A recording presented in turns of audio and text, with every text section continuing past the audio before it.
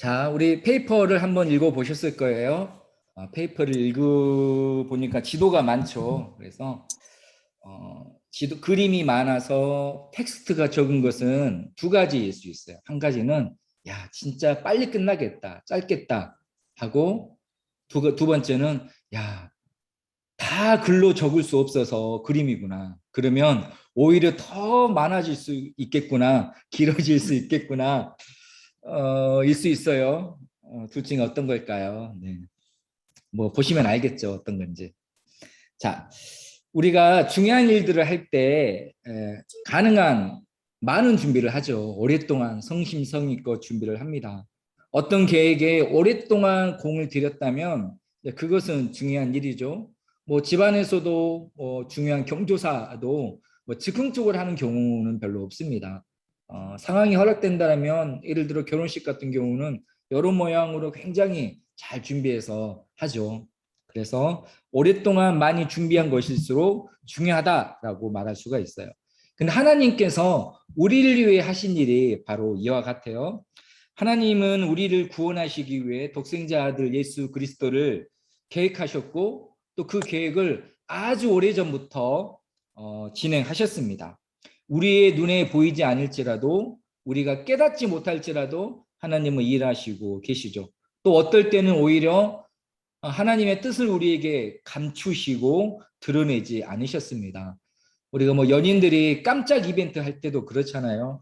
막 상대 쪽에서 서운하다 어쩌다 그래도 꾹 참고요. 좋은 날 더 기쁨을 주기 위해서 깜짝 이벤트를 뭐 하는 것과도 좀 비슷할 수 있겠어요. 아무튼 우리가 보지 못할지라도 깨닫지 못할지라도 하나님 일하시고 계시고 또 지난주 강의 때 말했던 그 세속사 안에서 하나님의 구원의 역사를 이루어가고 있습니다. 구약과 신약 사이에 400년이라는 시간이 있어요. 말라기에서 마태복음 사이에 400년이라는 시간이 있습니다. 이 시간을 중간사라고 해요. 신약, 구약 사이에 있는 중간기, 중간사, 그리고 침묵기라고도 해요. 왜냐하면 그동안 하나님께서 선지자를 세우지 않으셨기 때문입니다.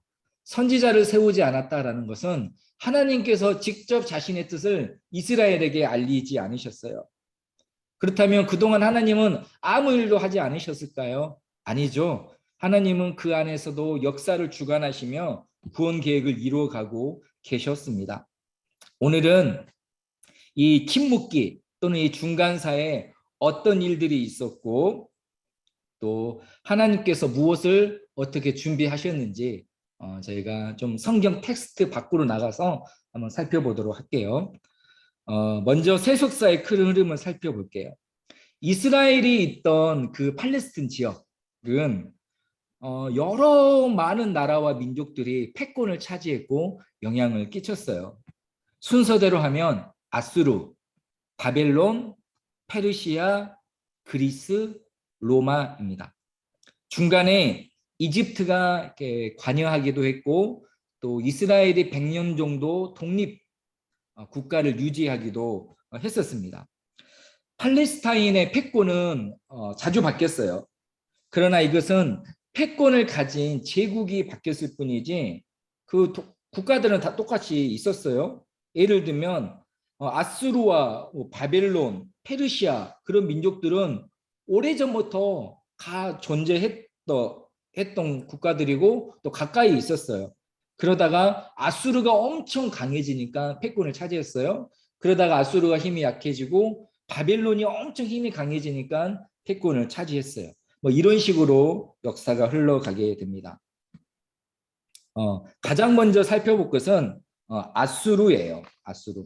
오늘은 좀 역사이기 때문에 제가 좀 지도를 좀 준비했어요. 지도를 잘 보면서 좀 하셨으면 좋겠어요.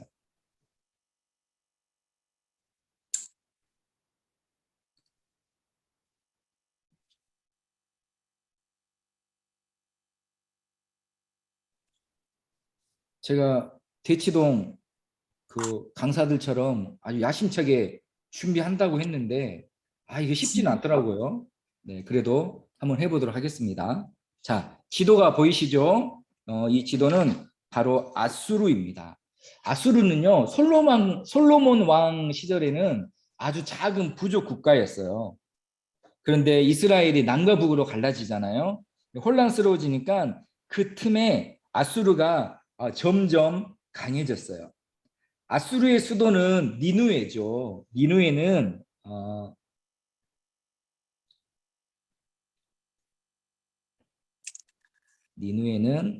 이 정도에 있었어요. 니누웨의 수도입니다. 아니, 아수르의 수도입니다. 그래서 여기를 중심으로 강력해진 아수르가 이제 이스라엘을 침략합니다. 그래서 한 BC 745년부터 한 20년 정도 이스라엘을 굉장히 많이 괴롭혔어요. 그러다가 722년에 어떤 일이 일어나죠? 우리 배웠죠. 북이스라엘이 멸망을 해요. 여기가 이스라엘인데 편의상 이렇게 나눌게요. 여기가 북남이에요. BC 722년에 멸망을 하게 됩니다. 아수르는 자신들이 점령한 나라를 굉장히 공포 정치를 했어요. 고문하에서 죽이고 잔인한 일을 서슴지 않아서 사람들한테 공포심을 줘가지고 반란을 일으키지 못하도록 감히 반항하지 못하도록 했습니다. 또한 이때 적극적인 민족 동화 정책을 펼쳐요. 그래서 수많은 이방인들을 이 북이스라엘로 이주를 시켜요. 사람들을. 그래가지고 서로 결혼하고 가정을 이루게 합니다. 즉 정체성을 흐트러 가지고 하나로 뭉치지 못하게 한 것이에요. 그 정책의 결과 북이스라엘에는 이스라엘과 많은 민족들이 섞인 혼혈들이 생겨나죠. 이들이 누굽니까? 사마리아인이에요. 남쪽의 유대인들이 뭐라고 했어요? 저들은 거룩하지 못하고 정결하지 못한 오염된 사람들이다 라고 그들을 멸시했습니다. 예수님 시대에 있었던 사마리아인과 유대인들의 그 안 좋은 것의 시작이 이때부터 시작된 것이에요. 그리고 아수르는 남유다 북이스라엘뿐만 아니라 남유다도 수차례에 걸쳐서 공격을 했어요. 예루살렘도 침략했죠. 이때가 유다의 훌륭한 왕 히스기야 왕 때였어요. 함락 직전까지 갔는데 히스기야의 간절한 기도 가운데 하나님께서 유다를 지켜주셨습니다. 그 후로도 아수르는 계속해서 남유다를 호시탐탐 노리고 있었습니다. 그런데 그때쯤에 약 630년경에 BC 630년경에 바벨론이라는 나라가 점점 힘이 세지기 시작해요. 나라 이름도 바벨론이고 수도 이름도 바벨론입니다. 여기를 중심으로 힘이 세지게 되면서 이제 아수르랑 자꾸 부딪히게 돼요. 그러다가 결국 두 나라 가운데 전쟁이 일어나다가 612년에 니느웨가 뻥 함락돼 버려요. 그리고 마지막으로 이쪽에 갈그미스라는 지역이 있어요. 그냥 스쳐 지나가듯이 들으시면 돼요. 오늘 강의는 내 인생에서 스쳐 지나가는 인연이다. 그 정도로 그냥 간단히 들으시면 됩니다. 너무 막 부담 갖지 말고 그냥 들으시면 돼요. 네. 이 갈그미스라는 지역에서 두 국가의 운명을 걸고 싸움을 해요. 근데 이때 니느웨를 도와주려는 나라가 있었어요. 어떤 나라냐면 여기 아래쪽에 어떤 나라가 있죠? 애굽이에요.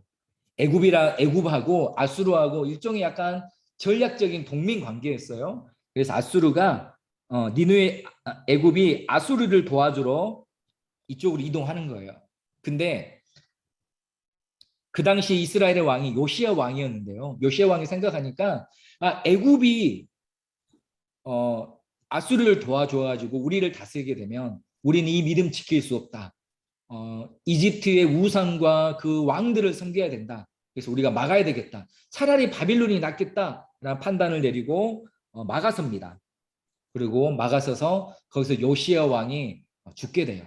하지만 애굽이 아수르를 도우러 제 시간에 가지 못해요.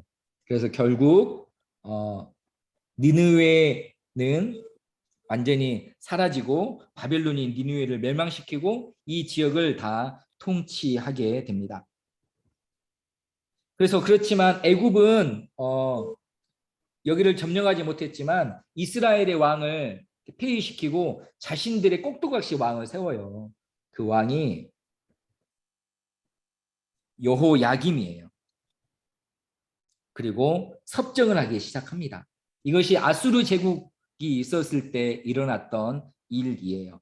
그리고 이제 고대 근동의 패권은 바벨론이 차지하게 됩니다. 자, 바벨론 넘어가고 이제 바벨론으로 한번 넘어가도록 하겠습니다. 바벨론 여기 있네요. 자, 보이시죠? 바벨론 제국입니다. 바벨론 제국이 어때요? 아수르보다 좀 큰 것 같아요. 당시에 아수르는 한 이 정도만큼만 아수르였습니다. 북쪽을 더 먹게 돼요. 그리고 참고로 여기가 바벨론입니다.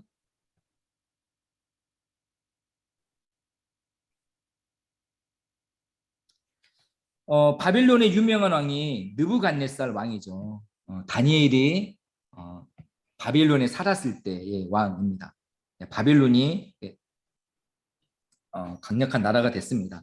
그리고 바벨론과 애굽이 맞서서 싸워요. 아까 제가 아수르 얘기할 때 이 지역에 갈그미스라고 했는데 이때가 아니라 이미 아수르가 망하고 바벨론하고 애굽하고 여기서 붙어요. 그래서 바빌론이 이기면서 이제 애굽도 자기 나라로 돌아가게 됩니다. 그러므로 이스라엘이 바빌론의 영향 가운데 있게 돼요. 당연히 바빌론이 어떻게 해요? 그 전에 있었던 친 애굽 왕이었던 여호야김을 폐위시키고 여호야긴을 왕으로 세워요. 그런데 이 당시 이스라엘 왕들, 세 명의 왕들이 자꾸 오락가락해요. 바빌론 편에 붙었다가 애굽 편에 붙었다가 자꾸 왔다 갔다 하고 마지막 왕이었던 시드기야가 다시 애굽 편에 붙어버려요. 그래서 느부갓네살 왕이 남유다를 침략해가지고 BC 586년에 성전도 다 부셔버리고 남유다를 멸망시켜 버립니다. 그렇게 남유다가 이스라엘을 완전히 멸망해버리고 말아요. 그리고 세 차례에 걸쳐서 이스라엘 사람들이 포로로 바벨론에 끌려가게 됩니다. 마지막 포로들이 586년에 끌려가게 되죠. 그리고 그때 예레미야가 70년 동안 포로 생활을 할 것이다 라고 얘기를 합니다. 성전이 사라졌어요. 예루살렘이 아니에요.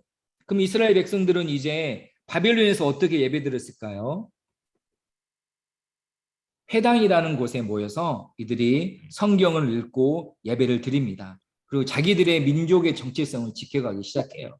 이때부터 유대인 디아스포라가 생겼습니다. 지금 하이퐁에 있는 우리도 일종의 디아스포라이죠.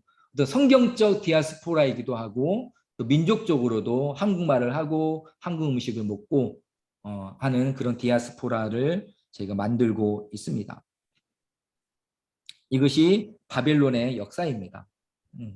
바벨론은 한 100년 정도밖에 있지 못했어요. 보면 이 제국들이 그렇게 오래 가지 않아요. 그냥 얼마 안 돼서 자기들 안에 어떤 다툼으로 인해서 대부분의 나라가 금방 끝이 나게 됩니다. 자, 바벨론에 이어서 나온 나라가 바로 페르시아예요. 성경에는 바사, 메데라고 되어 있습니다. 바사 혹시 그거 아세요? 바사와 메데 성경에 같이 이름이 붙어 있거든요. 그 이유는 무엇이냐면 바사와 메데가 조상이 같아요. 인도 유럽계 아리안족이 있는데 그들이 지금의 이란 지역에 정착을 해요. 그래서 두 개의 나라를 세워요. 북쪽의 메데, 아래쪽의 바사. 그래서 형제 나라이고 두 나라는 마치 연합국처럼 같이 행동을 했었습니다. 페르시아 제국이 얼마나 넓냐면요. 바벨론 제국도 넓었는데 이 동그라미 정도가 바벨론이에요. 페르시아 제국은 이것보다 훨씬 더 크게 됩니다. 자, 바벨론의 수도가 여기죠. 바. 공간이 작으니까 바라 한번 적을게요. 보세요. 바, 그 반말 아닙니다. 그냥 바벨론 바. 네. 바벨론이었고요. 페르시아의 수도가 수사. 에스더서에 보면 수상국 나와요. 그 수사예요. 여기가 수사라는 지역이었습니다. 그래서 바빌론은 처음에는 한 요만큼밖에 되지 않아요. 아니, 페르시아는. 그리고 메데라는 나라가 한 이 정도였습니다. 메데. 아무튼 이 연합국 형태를 띠던 메데 수사가 점점 강해지면서 주변의 모든 나라를 다 무너뜨려 버려요. 그리고 처음에 바벨론을 무너뜨릴 때 메데가 더 컸어요. 그래서 다리오 왕이 메데 왕이었던 다리오가 이것을 바벨론을 무너뜨립니다. 그 나중에 고레스 아세요? 이스라엘 포로기한을 허락했던 그 고레스 왕이 페르시아 왕인데 이 메데 왕국을 합쳐버려요. 통일시켜버려요. 뭐 그들 안에 어떤 문제가 있었는데 그래서 메데라는 나라는 완전히 사라지고 바사라는 나라가 남습니다. 바사는 한자식으로 표현한 거예요. 페르시아라고 생각하시면 됩니다. 성경에는 바사지만 본인이 생각하는 페르시아라고 생각하게 돼요. 페르시아 제국 때 있었던 일들이 뭐 에스더서이죠. 아무튼 페르시아 제국은 이처럼 땅이 어마어마하게 넓었어요. 인도 북쪽 그리고 그리스 지역, 아라비아 바다까지 아우르고 있습니다. 근데 이렇게 강력했던 페르시아도 BC 330년에 망해요. 망. 누구한테? 아주 유명한 정복왕이 있죠. 그리스의 알렉산더 대왕한테 멸망을 하고 맙니다. 아무튼 다시 고레스로 돌아가서 고레스가 페르시아 제국의 왕이 된 이후에 이스라엘 포로들을 풀어주죠. 그리고 536년에 예루살렘으로 바벨론으로부터 여기까지 귀환을 합니다. 그리고 성전을 다시 짓고 신앙 갱신 운동을 하기 시작합니다. 이런 일들이 성경에 예언된 대로 다 이루어졌습니다. 그리고 그 이후에 페르시아 제국 가운데 이스라엘이 그래도 하나님 말씀대로 살다가 제대로 살지 못하고 말라기서를 마지막으로 끝이 나게 돼요. 그리고 다니엘서에서 미래에 일어날 일들을 예언하죠. 여러 나라가 일어날 것이다 라고 했던 것이 페르시아 그리고 헬라, 로마에 대한 이야기였습니다. 다시 돌아가서 BC 330년에 페르시아가 망해요. 헬라한테. 근데 그 전부터 페르시아 제국하고 헬라 제국하고 싸움이 있었어요. 헬라는 그리스죠. 오늘날에. 여기에요. 그리고 여기가 우리가 잘 아는 아테네, 산토리니 해안이 있는 그 포카리스웨트 선전했던 그 지역이 여기 아테네 지역입니다. 또 이쪽이 스파르타라는 나라가 있죠.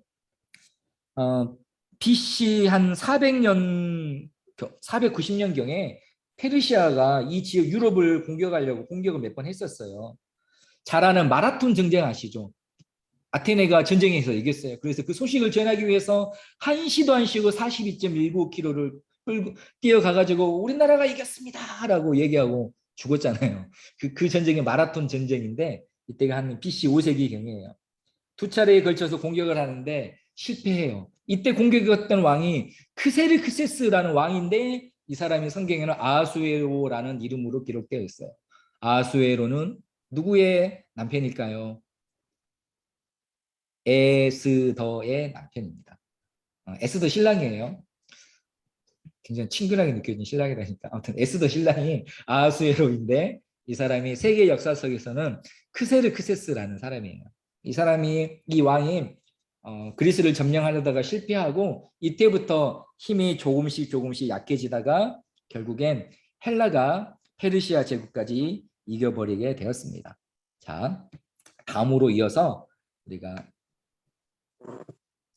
헬라 제국에 대해서 살펴볼게요. 헬라 제국도 진짜 크죠. 아까 우리 페르시아 제국 정말 컸잖아요. 그런데요, 페르시아 제국보다 그리스 제국이 더 커요. 근데 한 이 정도? 이 정도가 페르시아 제국이었습니다. 그러고 보면 페르시아도 꽤 컸죠. 죄송해요. 여기는 아닙니다. 여기는 불모지입니다. 거의 사막 같은 데여가지고 사람들이 관심이 전혀 없었어요. 주로 이렇게 비옥한 초승달 지역을 중심으로 패권이 있었습니다. 또 제가 또 신기술을 또 이렇게 배워와가지고 날로 발전하고 있습니다. 자, 그리스예요. 이 당시 이 그리스 지역에는 통일된 나라가 없고 도시 국가들이 많이 있었어요. 아테네, 스파르타밖에 모르겠네요. 아무튼 그런 도시 국가들이 많이 있어 자기들끼리 뭐 치고받고 싸우고 있었어요. 그러다가 여기가 마케도니아라는 지역, 성경에는 마게도냐라고 되어 있어요. 여기에 필립 왕이라는 사람이 이 전체 그리스를 다 통일해요. 그리고 필립 왕의 아들이 누구냐면 바로 그 유명한 알렉산더 대왕이에요. 그리고 알렉산더 대왕이 이 빨간색으로 된 그리스 제국을 몇 년 만에 차지한 줄 아세요? 10년 만에. 10년 만에 이 큰 영토를 차지했습니다. 정복 왕이었죠. 수없이 많은 나라들을 점령해 버렸습니다. 그리고 이 인도, 여기가 인더스강인데요. 영토로는 못했지만 아무튼 인도까지 들어가가지고 거의 뭐 점령했다시피 하고 나서 다시 여기가 바벨론입니다. 바벨론으로 돌아와요. 왜 돌아오냐면 이 아라비아 반도를 공격하려고. 근데 이 바벨론에서 병이 들어서 그만 32살의 젊은 나이에 죽게 됩니다. 그리고 이 그리스 제국이 알렉산더 대왕이 죽고 난 이후에 어떻게 되냐면 이 나라가 4개로 갈라지게 돼요. 왜냐하면 왕 혼자서 이 큰 나라를 다스릴 수 없잖아요. 그래서 정복 전쟁에 갔을 때 거기에 자기 장군 한 명을 놔두고 너가 이 땅 지키고 있어. 그리고 남아있는 병사들하고 또 그 지역에서 새로 군사를 뽑아가지고 정복을 해요. 이런 식으로 계속 이동할 수 있었던 거예요. 크게 4개로 나눠지게 되는데 이름까지 말하면 너무 헷갈리니까 설명하지 않을게요. 여기에 1번 왕국이 있었고 이 지역에 2번 왕국이 있었고 이 지역의 3번, 여기가 4번 왕국이었습니다. 우리 성경하고 관련해서 중요한 것은 1번하고 2번은 잊으세요. 3번하고 4번이 중요해요. 그래도 한번 설명해 볼게요. 3번이 프톨레미 왕조예요. 이집트하고 이 팔레스틴 지역을 다스렸어요. 4번이 셀레우쿠스 왕조예요. 그냥 그런 나라가 있다는 것만 아세요. 그리고 이 두 나라가 이스라엘 팔레스틴 지역을 가지고 자꾸 뺏었다가 뺏겼다가 그런 일들이 일어나게 됩니다. 그래서 이것이 나중에 굉장히 신약에서 중요한 의미를 갖게 돼요. 아무튼 40년 동안이나 이 4개 나라들이 싸워요. 싸우다가 차례로 노마한테 멸망을 해요. 노마는 더 지금 이 지도에 왼쪽에 있습니다. 거기 노마가 와가지고 하나씩 하나씩 하나씩 하나씩 합병을 해서 전체가 로마 제국이 돼요. 이때가 BC 30년입니다. BC 30년에 로마 제국이 우리 예루살렘까지 다 먹게 됩니다. 자, 여기서 로마 제국에 대한 이야기를 설명할 때 중요한 얘기를 하나 해드릴게요.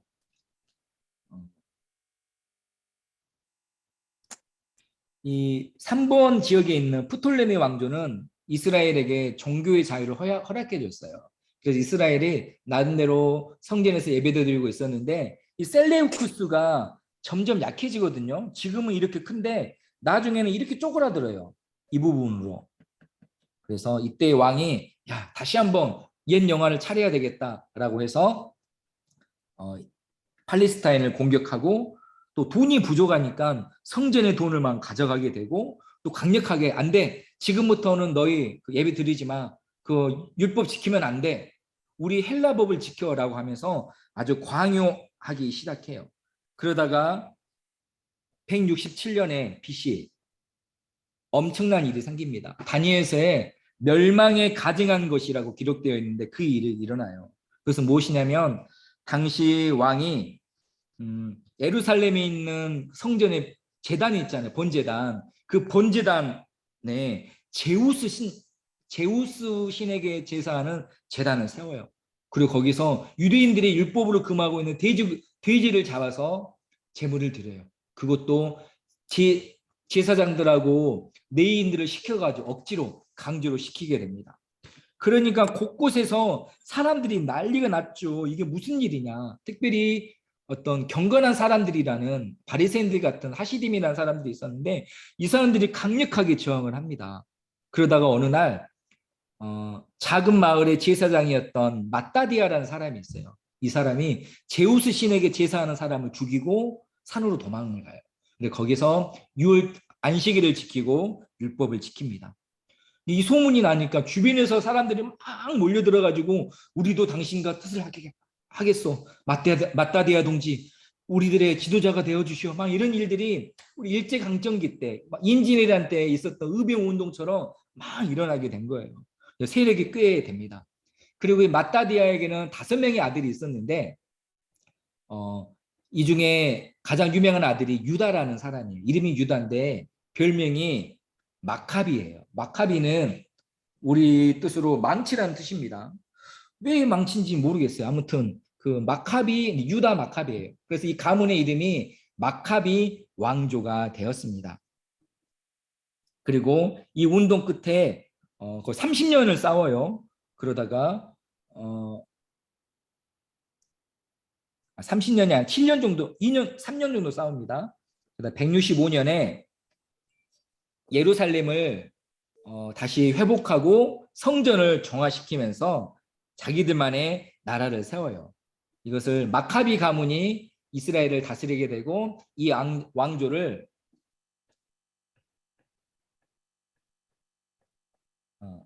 하스모니아 왕조라고 합니다. 거의 100년 동안 독립국가를 이뤘어요. 또 이때는 갈릴리나 사마리아 지역에 들어가가지고 사람들을 개종시키고 그 나름의 어떤 복음 전파도 하게 됩니다. 그런데 이때 사마리아를 공격했을 때 이 사마리아 사람들을 진짜로 잔인하게 죽였대요. 십자가에 달아버리고 진짜로 처참하게 죽여서 그렇지 않아도 안 좋았던 사마리아인과 유대인들의 사이가 이때 진짜 안 좋아졌어요. 그래서 신약성경에 기록돼 예수님 사역을 할 당시에는 진짜로 원수였어요. 예수님께서 수가성에 가잖아요. 그래서 사마리아 마을에 있는 수가성에 가서 여인에게 물을 달라고 했을 때 여인이 굉장히 이상하게 여기거든요. 이것이 불과 몇십 년 전에 잔혹한 살상이 일어난 그런 정서가 있기 때문에 그랬던 거예요. 아주 오랜 옛날이 아니라 현재 일어난 옛날. 지금도 우리 한국 사람들한테 반일 감정이 있지만 생각해 보세요. 한 1970년대, 80년대 그때만 해도 지금보다 훨씬 반일 감정이 강했잖아요. 뭐 그런 것처럼 생각하시면 돼요. 이런 역사적인 배경이 신약 성경에 다 녹아 들어가 있습니다. 처음에 하스모니아 왕조가 시작했을 때 괜찮았어요. 바리새인들이나 경건한 사람들이 지지하고 잘한다 잘한다 칭찬을 해줬어요. 그런데 권력이라는 게 참 무서운 것 같아요. 이 왕이 되고 나니까 권력에 욕심을 부려요. 그리고 왕이 자기가 대제사장이 돼버려요. 내일부터 짐이 대제사장도 하겠소. 그러니까 사람들이 막 난리가 나죠. 경건한 사람들이 저 타락했다, 오염됐다라고 하면서 지지를 걷어버립니다. 지지를 걷어버리니까 이 사람 이 하스모니아 왕조가 더욱더 세속적으로 나아가게 돼요. 나중에도 나오겠지만 그런 과정에서 바리새인들 같은 사람들이 어떤 정권을 미워해요. 그리고 그때 생겨난 분파가 있는데 사두개파. 사두개파 사람들이 그래도 우리는 기득권 세력하고 잘해보겠다라는 일들이 막 일어나게 됩니다. 아무튼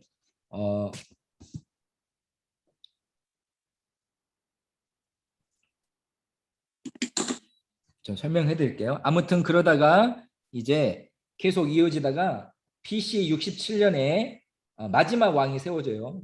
벌써 제가 스포일러 해버렸네요.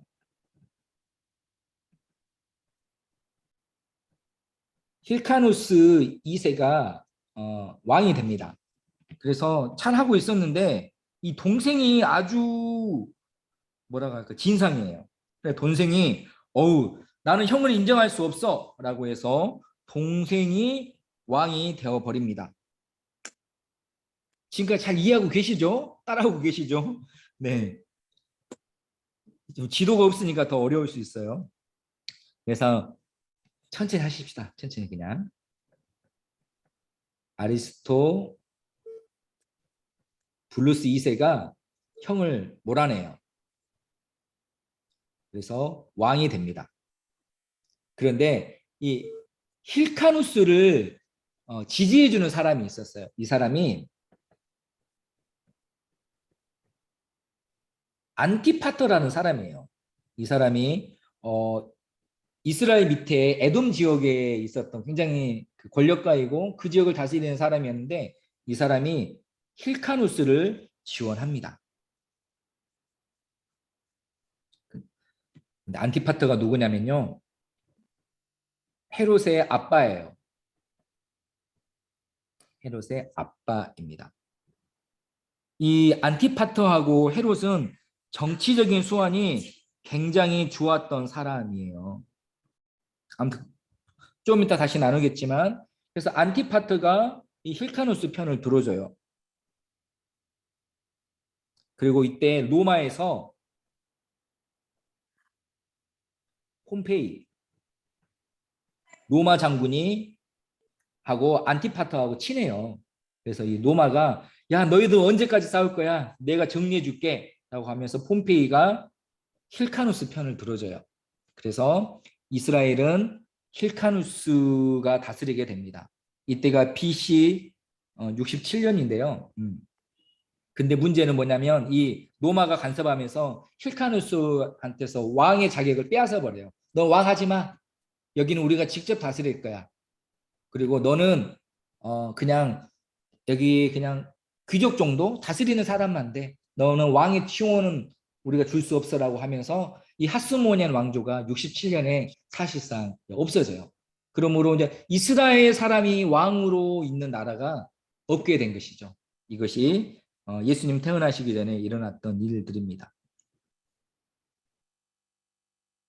거의 다 왔습니다. 좀만 힘내세요. 자, 이제 마지막 로마입니다. 와, 로마 진짜 크죠?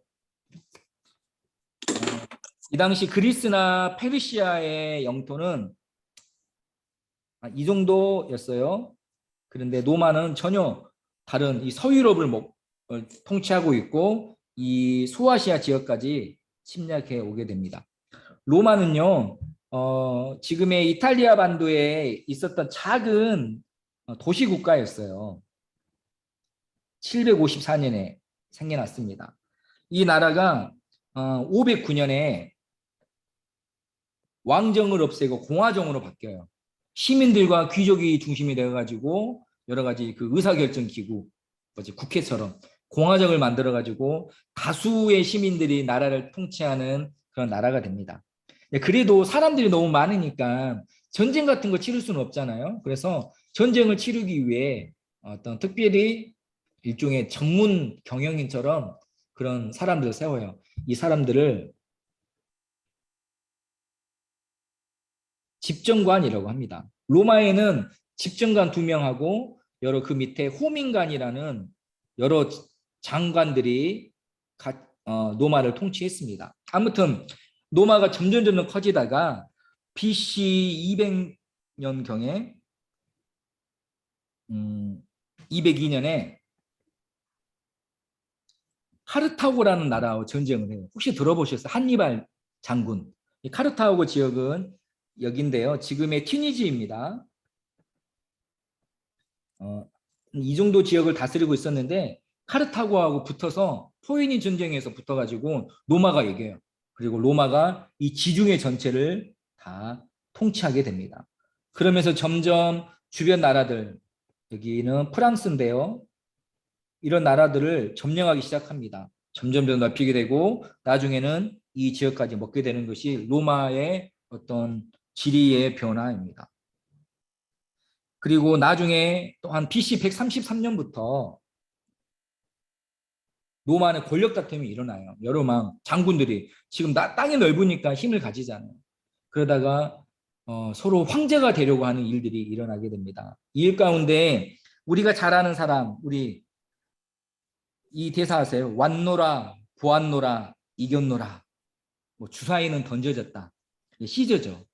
율리우스 카이사르, 줄리어스 시저가 이제 로마의 정권을 거의 차지하게 돼요. 그래서 이 시저는 로마 제국이 너무 커지니까 황제가 필요하다는 것을 알았어요. 왜냐하면 원로원이 너무나 타락했거든요. 그래서 야, 황제가 있어야 되겠다라고 하니까 이 원로원이 야, 시저가 황제 되면 우리는 다 끝나. 우리 다 거지돼. 우리 재산 다 뺏길 거야. 라고 해가지고 몰래 사람을 사주해서 죽입니다. 그래서 예전에 그 문학 소녀였던 분들은 아마 아실 거예요. 시저가 죽을 때 뒤에서 브루투스라는 사람이 칼로 찌르잖아요. 그러니까 브루투스 너 맞아 해가지고 그런 일들이 있었어요. 그러니까 시저가 죽으면서 이제 황제가 안 돼요. 근데 시저가 죽기 전에 옥타비아누스라는 사람을 자기의 양자로 삼아요. 양자. 자기 조카 손주였는데 양자로 삼습니다. 그래도 시저는 죽었지만 가문은 건재했기 때문에 옥타비아누스가 옥타라고 할게요. 옥타비아누스가 큰 힘을 가져요.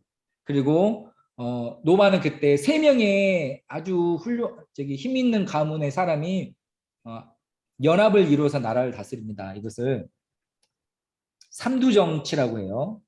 세 사람의 머리, 옥타비아누스, 그 다음에 마루쿠스.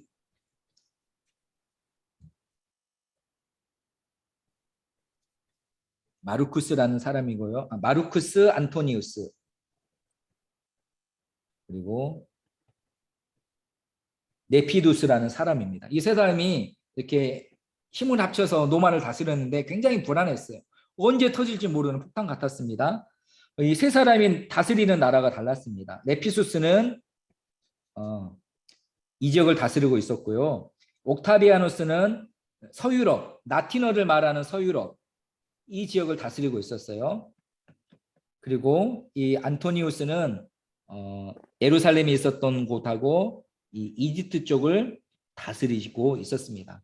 그런데 안토니우스의 아내가 자꾸 꼬셔요. 여보, 우리가 먹읍시다 이 나라. 우리가 우리만의 로마 제국을 세웁시다.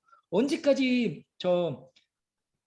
이탈리아에 있는 사람들 말 들을 거예요라고 막 하면서 자꾸 남편을 부추겼습니다. 근데 이 옥타비아누스의 아내가 굉장히 유명한 여자예요.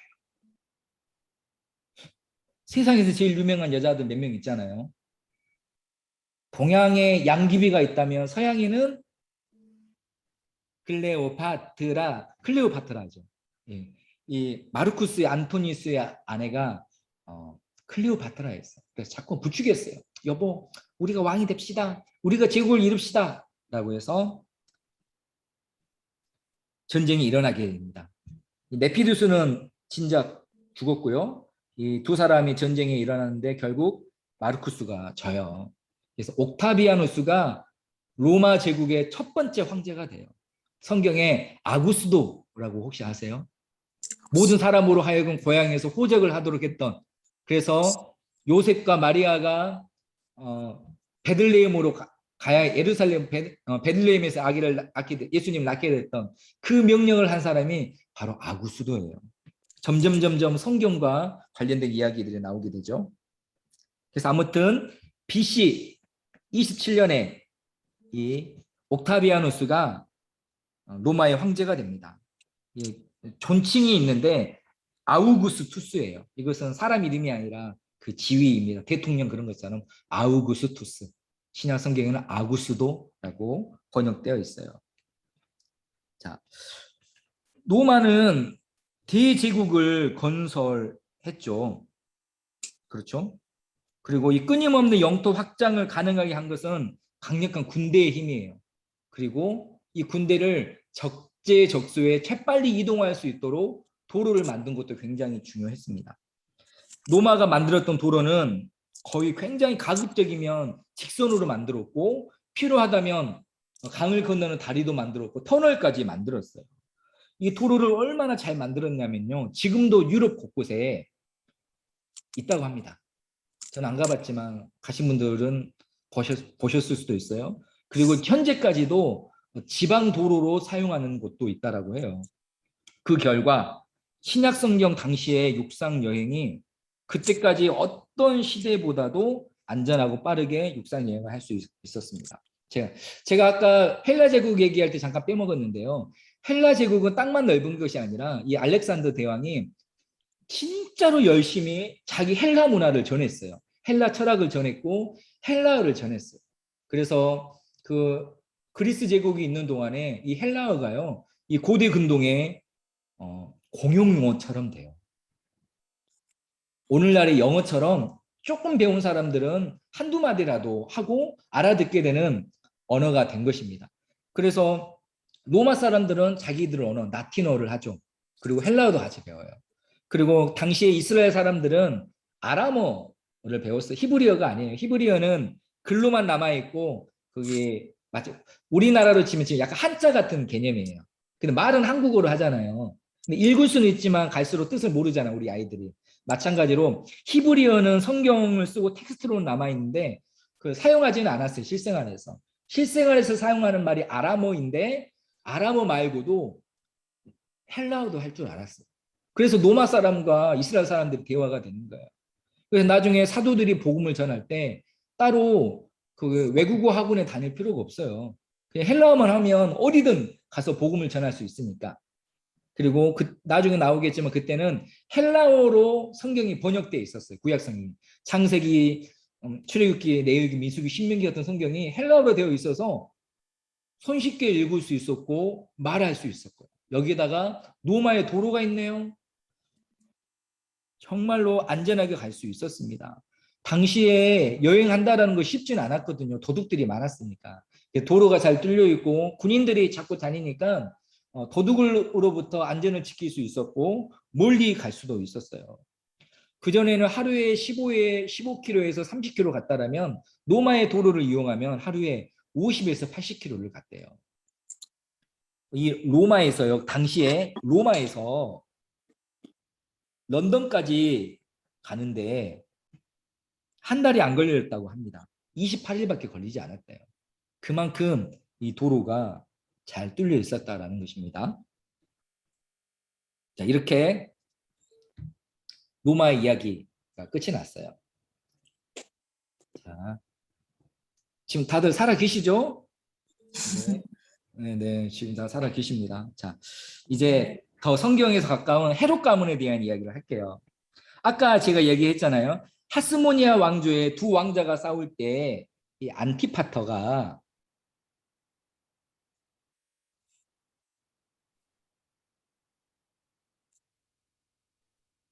음,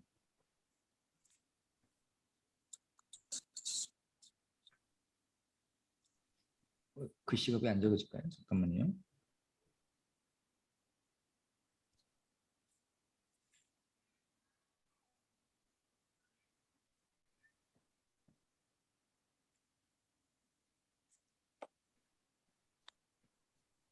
네, 이 안티파트가 그 힐카누스를 지지했었죠. 그래서 지지하면서 나왔습니다.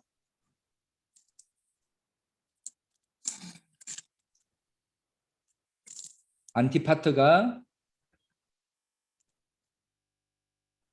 힐카누스를 지원하면서 영향력을 갖게 돼요. 그리고 아까 말했던 이 안티파트는 폼페이라는 장군의 라인이었어요. 아까 제가 넘어갔지만 폼페이는 누구하고 사이가 안 좋았냐면요. 줄리어스 시저랑 사이가 안 좋았어요. 줄리어스 시저가 죽기 전에 폼페이가 줄리어스 시저하고 싸우다가 지거든요. 근데 안티파터가요. 폼페이 라인이었는데 줄리어스 시저가 이집트에서 굉장히 큰 어려움에 처해요. 근데 그때 안티파터가 시저를 도와줘요. 군대를 보내줘서 시저를 살려줘요. 안티파터가 라인을 갈아탄 거죠. 폼페이를 버리고 시저 편에 섰어요. 안티파트 입장에서 보면 굉장히 선택을 잘했죠. 왜냐하면 시저가 로마의 가장 강력한 권력자가 됐으니까요. 그러면서 안티파트가 이 이스라엘 지역의 통치권을 얻게 돼요. 시저가 안티파터 너가 거기 다스려. 그리고 여러 가지 혜택을 줘요. 당시 로마 사람들은 두 가지 의무가 있어서 병역의 의무하고 세금의 의무. 근데 그것을 다 면제시켜줘요. 너희가 평일에는 군역을 해도 되는데 안식일에는 그래 하지 마. 그냥 성전에 가서 예배 드려. 라는 권리를 인정해주고 또 성전세를 냈잖아. 성전에 세금을 냈는데 로마 사람들은 로마에 살고 있는 사람들은 나라에 세금을 내야 됐어요. 근데 성전세를 내면 그것을 퉁쳤어요. 세금 안 내도 돼. 그 액수만큼. 굉장한 권한을 헤롯에게 줬습니다. 굉장히 고마웠던 것 같아요. 그러다가 43년에요. 이 안티파터가 죽어요. 이스라엘에 폭동이 일어나가지고 죽임을 당하게 됩니다. 그러자 이 안티파터의 아들 헤롯이 로마로 도망을 가요. 로마에 도망을 갔다가 BC 37년에 다시 돌아와요. 유대의 왕이 돼서. 어떻게 유대의 왕이 됐냐면 아까 이 지역은 클레오파트라의 신랑이 이 지역 다스렸다고 했잖아요. 이 사람이 안토니우스인데 안토니우스가 이 헤롯을 왕으로 세워요. 헤롯아, 너가 이스라엘 다스려. 너 그 왕 내가 줄게. 안토니우스예요. 그러므로 헤롯은 지금 안토니우스 라인이죠. 안토니우스. 근데 어때요? 안토니우스가 어떻게 됐죠? 죽잖아요. 옥타비아누스에게 클레오파트라하고 같이. 근데 죽기 전에 헤롯이 또 라인을 갈아타요. 첫 번째 황제였던 아우구스도한테. 정치적 수완이 굉장히 뛰어납니다. 헤롯이 아구스도를 도와줘요. 그래서 죽기까지 AD 4년 죽기까지 이 지역의 절대 권력자가 됩니다. 이 헤롯이 어떤 왕이에요? 동방 박사들이 와서 구주가 났다라는 소식을 전했을 때 그 근방의 아이들 다 죽였던 그 왕이잖아요. 헤롯입니다. 그리고 그 소식을 듣고 요셉과 마리아가 애굽으로 잠시 피난하잖아요. 베들레헴에 있다가 애굽으로 피난하게 됩니다. 요셉. 이 헤롯은 이방인이었어요. 그래서 유대인들에게 굉장히 인정을 받고 싶었어요. 그래서 했던 것들 중에 하나가 성전을 지은 거죠. 거의 70년 가까이 지었거든요. 굉장히 아름답고 화려하게. 그런데도 사람들한테는 인정받지 못했어요. 헤롯을 좋아했던 사람들은 사두개인들하고 헤롯 당원들만 헤롯을 좋아했지 사람들은 다 싫어했습니다. 헤롯이 죽고 나서 아들 3명이 있었어요. 한 명이 아이고 안 적어지네요. 여기 적을게요. 아켈라오, 안디바, 빌립입니다. 여기에 성으로 헤롯을 붙이기도 해요. 헤롯 아켈라오, 헤롯 안디바, 헤롯 빌립이에요. 그래서 헷갈리면 안 돼요. 이 헤롯하고 헤롯 안디바. 헤롯 안디바는 2주 전 저희 설교 때 나왔어요. 빌라도가 보냈죠. 헤롯 안디바에게. 그 헤롯이 이 헤롯입니다. 이 헤롯 아까 예수님 태어났을 때 있었던 헤롯이 죽으면서 세 아들에게 땅을 나눠줘요.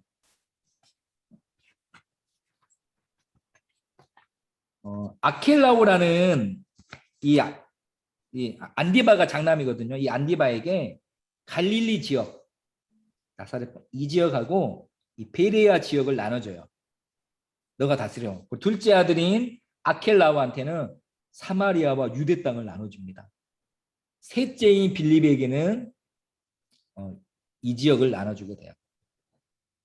자, 장남 1, 차남. 그래서 헤롯 안디바가 갈릴리의 왕이었잖아요. 그래서 빌라도가 예수님이 갈릴리 사람이야? 그러면 헤롯한테 보내야 되겠다라고 했던 것이 바로 이거예요. 이 아켈라우 둘째 아들 아켈라우가 사마리아와 유대 노른자 땅이죠. 여기를 통치했는데 얘가 굉장히 사람이 악해요. 잔인하고. 그래서 사람들을 매우 잔인하게 통치를 했습니다. 그래서 이곳에 요셉과 마리아가 애굽으로 가죠. 그리고 이제 좀 커서 헤롯이 죽었다고 하는 말을 듣고 돌아오는데 아켈라오가 여기를 잔인하게 얘기를 듣는다고 해서 예루살렘으로 가길 두려워해요. 마태복음 2장 22절에 기록되어 있어요. 그래서 여기로 안 가고 갈릴리 나사렛으로 가게 됩니다. 예수님께서 갈릴리 지역에 주요 활동했던 이유가 이 헤롯 가문하고 연관이 있는 거예요. 아무튼 이 아켈레오가 굉장히 폭력 정치를 합니다. 그래서 이 유대인들이 대표단을 꾸려서 로마로 사절을 보내요. 그리고 직접 황제를 만나가지고 제발 못 살겠다. 어떻게 해달라. 너무 해도 너무한다라고 탄원을 내립니다. 그래서 결국 이 아킬라오가 추방당해요. 추방당해서 나중에 이방 땅에서 죽어요. 지금의 프랑스 땅으로 추방당해가지고 거기서 죽어요. 그리고 그 대신 아키올라가 없잖아요. 왕을 세워야 되잖아요. 그런데 왕을 안 세워요. 대신 로마가 직접 총독을 보내서 유대와 사마리아를 통치합니다. 그래서 빌라도가 온 거예요. 맥없이 온 게 아니라 왕이 없으니까 로마의 직접 통치, 빌라도가 일대 총독은 아니었고요. 그 이후에 여러 총독도 있었는데 하여튼 예수님이 십자가 달리실 당시에 총독이 빌라도였어요. 한 10년 있었어요, 빌라도가. 빌라도가 온 것도 이런 이유예요. 이런 역사적 흐름 가운데. 참 신기하죠? 재밌죠? 저만 재밌나요? 네, 저는 재밌어요. 저만 재밌으면 됐죠. 네. 아니 가르치는 사람이 재밌어야 그래도 뭐 배우는 사람도 재밌지 않겠습니까? 네. 이래서 예수님 신문할 때 헤롯하고 빌라도하고 왔다 갔다 했던 이유이고 빌라도가 총독으로서 예수님께 십자가에 못 박으라 했던 이유고 지금도 사도신경에 빌라도의 이름이 들어갔던 이유들이 다 이런 역사 가운데 있게 돼요. 이렇게 공용어인 헬라어 그리고 로마의 도로 이 두 가지가 복음 확산에 큰 도움이 일어났고 또 여러 가지 모든 상황들이 이스라엘로 하여금 어느 때보다도 그리스도 메시아를 사모할 수밖에 없는 상황들이 되었고 이방인들이 성경도 준비되었고 도로도 준비되었고 말도 준비되었기 때문에 사도들이 곳곳으로 퍼져가서 복음을 전했을 때 받아들일 준비가 다 되어 있는 거예요. 이미 세팅이 된 상태에서 예수님이 오셨고 이것은 어쩌다 보니 세팅이 된 것이 아니라 가장 정확한 때에 정확한 방법으로 하나님께서 세팅을 하셨던 것이죠. 이것이 당시에 있었던 역사적인 이야기입니다. 자, 반갑죠? 오랜만에 제 얼굴 보니까. 네. 역사 얘기는 끝났고요. 필요한 것도 잠깐 그 당시에 있었던 이스라엘의 분파에 대해서만 간단히 좀 설명을 하고 마무리하면 되겠습니다. 예수님 당시 유대에는 여러 가지 분파들이 있었어요. 우리가 잘 아는 분파, 바리새, 뭐 사두개, 또 뭐 헤롯당, 열심당 그런 것들이 있죠. 근데 이런 분파들은 갑자기 생겨난 게 아니에요. 오랜 역사 가운데 자연스럽게 형성이 됐어요. 사람들이 자 오늘부터 우리가 발기인이 돼서 이 모임을 시작합시다 라고 해서 된 것이 아니라 오랜 시간에 자기들도 그런 모임인지 모르고 했는데 나중에 보니까 저런 특징을 가진 사람들이구나 라는 것이 이렇게 특정 지어졌죠. 그래서 후대의 이름이 붙여지고 특징이 지어졌습니다. 먼저 첫 번째는 바리새파예요. 바리새파는 유대교 안에서 가장 큰 그룹이었고요. 예수님 당시에 약 6천 명 정도 있었습니다. 이 뜻은 분리되다라는 뜻이에요. 즉 세속적인 것, 오염된 것, 거룩하지 못한 것으로부터 우리는 분리해서 하나님의 율법을 지킴으로 거룩하고 정결하게 살자. 그런 사람들이 바리새인들이었습니다. 그래서 삶의 모든 것들이 다 구별했습니다. 바리새인들이 여러 가지 율법 조항을 지켜서 뭐 안 하고 했던 것들이 그런 거예요. 우리는 분리해야 돼. 일종의 분리주의자이기도 해요. 성경에는 바리새인에 대해서 굉장히 예수님이 신랄하게 비판을 하죠. 또 그것이 참입니다. 그런데 일반적으로 대중들 안에서는 저 사람들은 굉장히 열정이 있어. 야, 하나님 말씀은 저렇게 잘 지키네. 라는 사람들이었어요. 이 바리새파 운동의 뿌리는 바빌론 포로기까지 올라가요. 당시에 희생제사를 드릴 수 없었기 때문에 유대인들이 회당에서 모였다고 했잖아요. 그때 예배의 중심은 성경이었습니다. 바리새인들은 그 토라를 해석하고 사람들과 나눴어요. 그래서 그때까지 올라갈 수도 있겠고요. 짧게는 하스모니아 왕조까지 올라가요. 처음에 마따디아가 의분을 일으켜서 이렇게 세력을 형성하잖아요. 그때 이 바리새인들, 하시딤이라고 해요. 뜻은 경건한 사람들. 이 사람들이 함께 모여들기 시작합니다.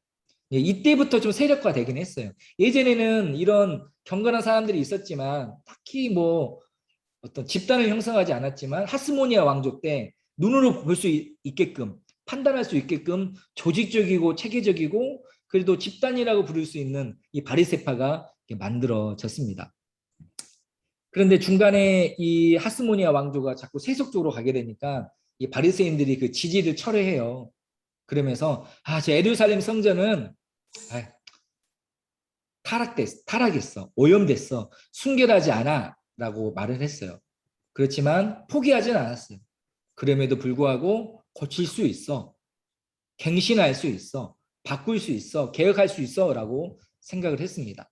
그런데 문제는 바리새인들이 한발 물러나면서 권력이 하나도 없어요. 그러니까는 뭐 정책을 만들지도 못하고 영향력을 행사하지도 못해. 그냥 설득만 할 뿐이었습니다. 그래서 이 바리새인들이 예수님을 죽이려고 했을 때 힘이 없잖아요. 그래서 사두개인들하고 열심당원들, 아니 헤롯당원들하고 또 헤롯하고도 빌라도하고도 힘을 합치려고 했던 게 바로 이런 이유였습니다. 그래서 바리새인들이 기본적으로 갖고 있었던 신앙은 하나님 뜻에 맞았어요. 죽은 자의 어떤 부활과 미래를 믿었어요. 천사의 존재도 믿었고요. 또 권위 있는 선지자들의 책도, 오늘날 구약 성경과 같은 책들도 하나님의 말씀으로 받아들였던 사람들이 바리새인들이었습니다. 두 번째로 유명한 집단이 사두개인들이죠.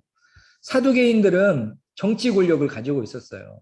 당시에 유대의 최고 의사결정 기관이 산헤드린인데 이 산헤드린의 대부분이 사두개인들이었습니다. 그리고 사두개인들의 대부분은 제사장들이었어요. 이들은 주로 성전 중심의 사람들이었습니다. 성전은 관리했어요. 그러니 헤롯하고 친할 수밖에 없어요.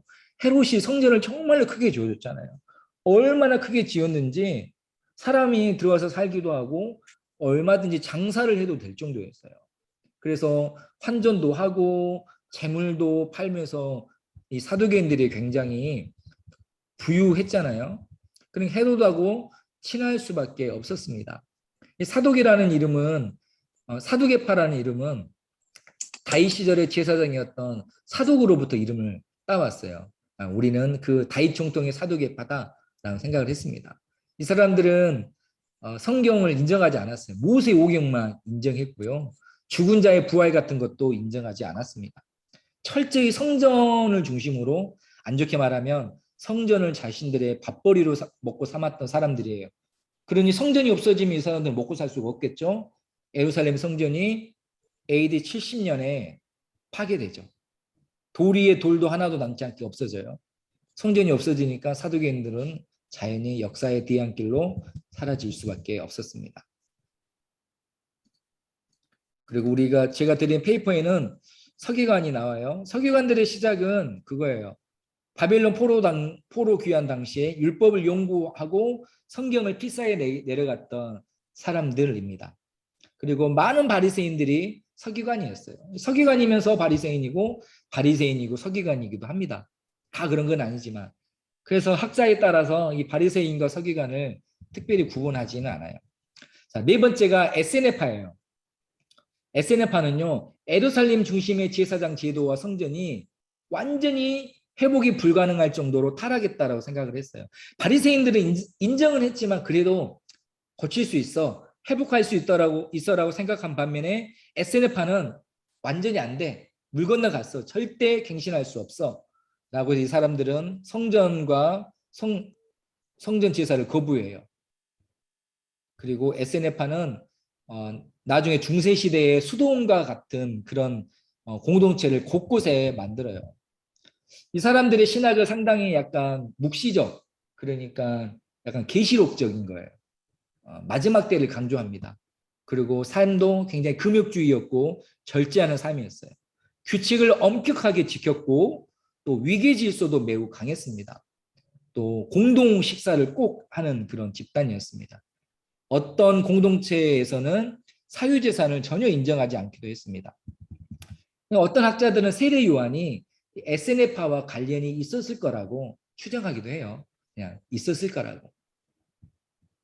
그리고 더 나아가서 조금 자유주의 진영의 신학자들은 예수님께서 40일 동안 광야에서 금식할 때 그때 에세네파와 뭔가 교류가 있었을 것이다 라는 얘기도 해요. 근데 그거는 뭐 전혀 성경에 찾을 수 없는 내용이고 진보적인 사람들이 하는 내용입니다. 자, 뭐 방금 했던 뭐 얘기는 잊으셔도 돼요. 그냥 뭐 그냥 자, 여기 보세요. 레드, 선. 생각 안 나시죠? 뭐만 하셨는지 다 잊으셨을 거예요. 지금까지 분파들이 약간 종교적인 분파였다면 완전히 정치적인 집단들도 있었습니다. 헤롯 땅이에요. 헤롯 땅은 하나의 분파는 아니고 헤롯의 후손들 중에 다시 유대의 왕이 되기를 바라는 그냥 말 그대로 헤롯 가문에 충성하는 사람들이 있습니다. 헤롯 그런 사람들이었습니다. 성경에 많이 나오진 않아요. 두 번째가 여섯 번째가 열심당입니다. 열심당 역시 뭐 분파는 아니고요. 이방인들에게서 그 유대를 해방시키기 위해서 무기를 든 여러 그룹들이 있었어요. 그 그룹들을 아우러서 통칭해서 하는 말입니다. 그러니까 이 열심당이 있다가도 없고 없다가도 있었던 사람들이에요. 일반적으로 폭력적인 집단이 아니라 율법에 열심인 사람들이었습니다. 그러다 보니 때로는 무기를 들기도 하고 칼을 들기도 했어요. 이 열심당 분파 중에 시카리라는 집단이 있습니다. 시카리온. 암살이라는 뜻인데 당금을 가진 사람들이란 뜻이에요, 원래는. 그래서 이 사람들이 로마와 결탁됐다고 생각되는 사람들을 몰래 암살하고 다녔습니다. 뭐 옛날에 우리 을사오적을 잡기 위해 만들어진 사람들처럼 뭐 의화단이라든지 그런 사람들처럼 무기를 가지고 행동했던 사람들이었어요. 이스라엘에 많지는 않았습니다. 아무튼 이런 이스라엘의 종교적인 분파와 정치적인 지파들이 있었어요. 이들이 예수님과 끊임없이 대적을 하죠. 그리고 왜 사두개인들과 바리새인들이 사이가 안 좋았는지, 근데 왜 이들이 예수님을 죽이는 일에 한마음이 되었는지를 이런 상황을 알면 설교를 들을 때나 성경을 볼 때 더 그때의 상황으로 들어가서 우리가 잘 공감하고 이해할 수 있어요. 그리고 예수님 당시에는 신약 성경이 아직 기록되지 않았죠. 그런데 여러 가지 문헌들이 있었어요. 대표적인 문헌이 신약 성경 당시에는 없었던 얘기인데 여기 제가 드린 자료에는 있어서 설명해 드릴게요. 쿰란 사해사본이라는 게 있어요. 이게 뭐냐면요. 1947년에 지금의 이스라엘 사해 근처에 살고 있었던 한 베두인족 목동 하나가 염소를 잃어버렸어요. 염소를 찾으러 다니다가 우연히 절벽가에 있는 동굴을 발견했어요. 아이가 호기심이 많으니까 들어갔죠. 그 위험한 곳에. 갔더니 이렇게 큰 항아리들이 있어요. 항아리를 열어보니까 거기에 여러 두루마리들이 많이 있었습니다. 바로 구약 성경이 기록된 두루마리였어요. BC 250년에서 AD 68년 사이에 필사된 성경이었습니다. 그리고 그 지역이 쿰란이라는 지역이거든요. 그래서 쿰란 공동체라고도 불렀어요. 이 고전적인 해석에 따르면 이 쿰란 공동체가 SNF파 중에 하나다라고 설명을 해요. 그런데 뭐 아니라는 사람들도 있어요. 이것이 쿰란 공동체가 열심히 성경 필사해서 놔둔 것이 아니라 어떤 사람들이 급히 피난을 가면서 아무거나 다 모아가지고 넣어놨다라는 사람들도 있습니다. 근데 사해사본이 중요한 것은 뭐냐면요. 이 사해사본이 발견되기 전까지 가장 오래된 히브리어 성경이 AD 10세기경에 약 1000년경에 필사된 성경이에요. 마소라 사본이라고 해요. 사람들이 항상 의심을 했어요. 야, 예수님이 활동했던 당시에서 1000년이나 지나서 이게 쓰여진 성경이 얼마나 비슷하겠어? 많이 오염됐을 거야. 뭐가 추가되거나 없어졌을 거야. 아유, 믿을 수 없어라고 했어요. 그런데 놀랍게도 사해사본하고 이 마소라 사본을 비교해 보니까 거의 똑같은 거예요. 즉 2000년 전에 기록된 성경하고 지금 집집마다 있는 우리가 보는 구약 성경 내용하고 거의 똑같은 거예요. 그래서 성경의 권위를 의심했던 사람들에게 아니다, 성경은 정확하다라는 명확한 근거를 학문적으로 줬던 일들이 사해사본의 이야기입니다. 근데 안타깝게도 사해사본의 대부분은 이스라엘이 공개하지 않아요. 이스라엘이 전시하지도 않고 수정고에 넣어놓고 자기들만 연구하고 있습니다. 그래서 세계 학자들이 굉장히 불만이 많죠. 그게 뭐냐? 왜 우리는 안 보여주냐? 근데 이스라엘이 지금도 일부만 오픈하고 있고 공개하지 않고 있습니다. 그러고요. 두 번째로는 70인역이에요. 70인역은 쉽게 말하면 히브리어로 기록된 구약 성경을 헬라어로 번역한 거예요. 아까 역사적으로 북이스라엘과 남유다가 망한 이후에 유대인들이 바벨론으로 또 이집트로 곳곳으로 흩어졌어요. 거기서 디아스포라를 형성해요. 바벨론에서 포로 귀환을 하잖아요. 그때 다 왔을까요? 아니요. 다 오지 않았어요. 온 사람도 있었지만 안 온 사람도 많이 있었어요. 이미 3대가 흘렀어요. 70년이 지났어요. 아들, 손자 다 낳고 정착을 해서 안 온 사람들도 있었습니다. 또 여러 가지 이유로 곳곳에서 디아스포라를 형성했어요. 당연히 살고 있으며 영향을 받죠. 당장 저희만 해도 저만 해도 그래요. 처음에 베트남에 왔을 때 굉장히 추석의 의미 뒀거든요. 추석 때 저희 아이들 한복 입어서 예배 드리러 오고 그랬어요. 우리 한의사님 한복 입혀가지고 막 사진 찍고. 근데 가면 갈수록 추석이 언제인지도 모르겠고 뭐 모르겠어요. 즉 베트남의 영향을 받는 것이잖아요. 이게 이스라엘 유대인 디아스포라도 영향을 받았는데 그래도 자기들끼리 모이면 문화를 지켜갔지만 가장 영향을 많이 받은 게 언어였어요. 1세대는 히브리어를 할 줄 알아요. 아들 세대는 그냥 어려운 것은 못해도 평상시 말은 해요. 근데 손주 세대로 가니까 갈수록 말을 잊어가고 어느 순간 헬라어밖에 못하게 되는 거예요. 물론 히브리어 성경은 필사를 했으니까 회당에 다 있어요. 근데 안식일에 회당에 가서 말씀을 들어요.